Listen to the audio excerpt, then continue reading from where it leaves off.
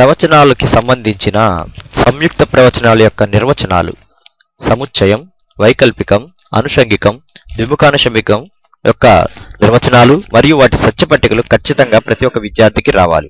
వీటిలోంచి 1-2 మార్కులు ఖచ్చితంగా వస్తుంటుంది. ఎక్కువగా అనుషంగికం గురించి ఇక్కడ అడగడం జరిగింది, దాన్ని మనం తీసుకుందాం. అనుషంగికం ముందుగా మనము నిర్వచనం రాద్దాం. అనుషంగికం అంటే రెండు సరళ ప్రవచనాల నుండి ఏర్పడి అయినచో అప్పుడు ఈ మూడిట్లో ఏదో ఒక పదంతో రూపంలో ఉండే సంయుక్త ప్రవచనమును మనం అనుషంగికం అంటాము.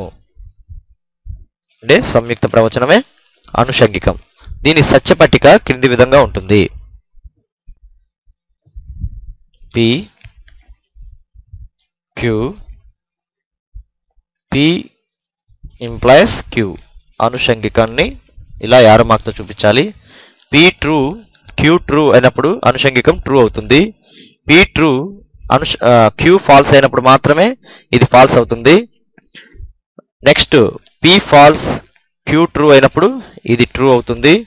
రెండు ఫాల్స్ అయినా సరే ఇది ట్రూ అవుతుంది. ఒక్క P సత్యము, Q అసత్యమైనప్పుడు మాత్రమే ఇది అసత్యం. మిగిలిన అన్ని సందర్భాల్లోనూ సత్యం అవుతుంది. ఈ విధంగా సత్యపట్టికను కూడా గీయాలి.